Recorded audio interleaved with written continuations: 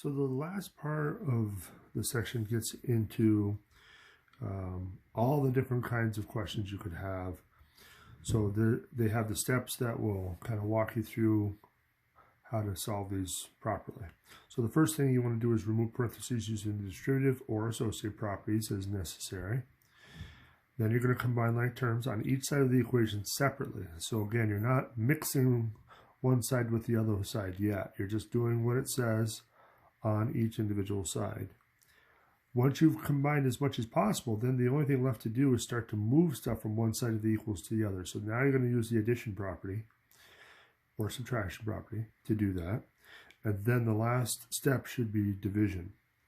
So looking at this first example under example 2, we can see that there's no parentheses, so we can jump right to combining like terms. So we can combine the 8y and the minus 2y together, which would give us 6y. We still have the plus 6, so we can't combine that anymore. So now we have to use the addition property.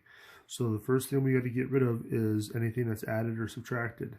So in this case, we want to get rid of the 6 by doing the opposite. And then all we're left with is the division. So y should equal 3. Now the one thing that I haven't done anywhere is check. Checking is essentially evaluating to see what you get. So if we evaluated this expression for x or y equals 3, we're going to get 8 times 3 plus 6 minus 2 times 3 equals 18. So what does this boil down to? So we got 24 plus 6 minus 6. So which is going to equal, hopefully, 18. So we got 24 plus 6, which is 30. 30 minus 6 is 24. So I did something wrong here. So let's see what we did. So 8x minus 2, 8y minus 2y is 6y. Add the 6, so we subtracted. So what did I do wrong? Well, I forgot to subtract the 6 here. So that's the problem. So let's see what the answer should be. Looks like the answer should be 4.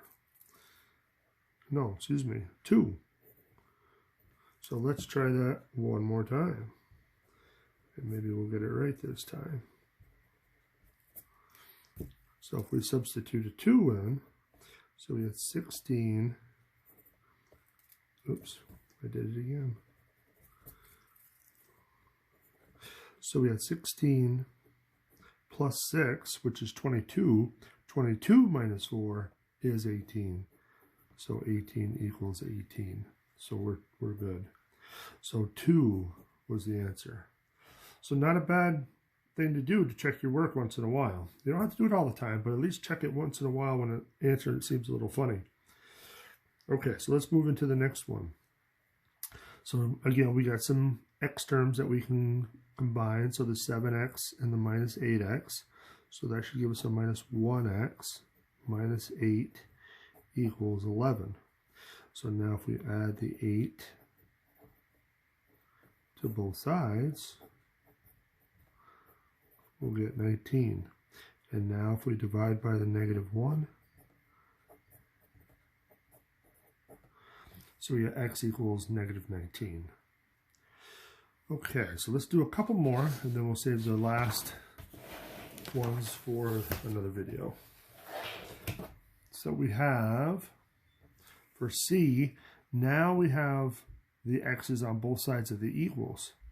So we haven't tackled that yet, but we can still use the addition property because we can't combine anything. There's nothing to combine on any one side.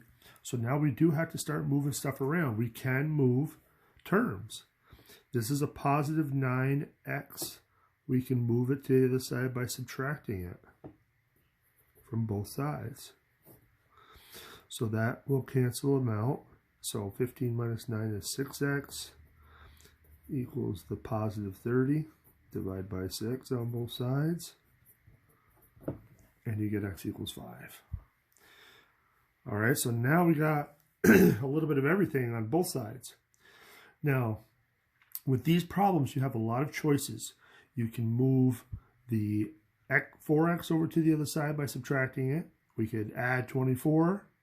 We could subtract 6x. We could add 18. So you're still going to do the opposite to move it from one side to the other. But where do you start? Which one's the right one to do first? And the answer is it doesn't really matter.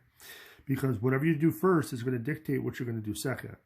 Now, personally, I like to start with the x's because it's just cleaner that way.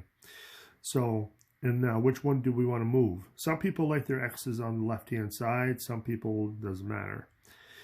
I like to have a positive x because then you don't have as many negatives to deal with. So I would always start with the smaller. So you want to move the smaller of the two terms. So in this case, 4x is the smaller one, so I'm going to do the opposite to get it to the other side. So now I got a minus 24 equals a positive 2x minus 18. So now you're fixed. There's only one thing we can do from this point is we have to get rid of all this stuff attached. So we're going to add 18 first. And so if we add 18 to that, that's going to be a negative 6. And then if we divide by 2, we get a negative 3. Okay, so let's stop there, and then we'll do these last 4 in the next video.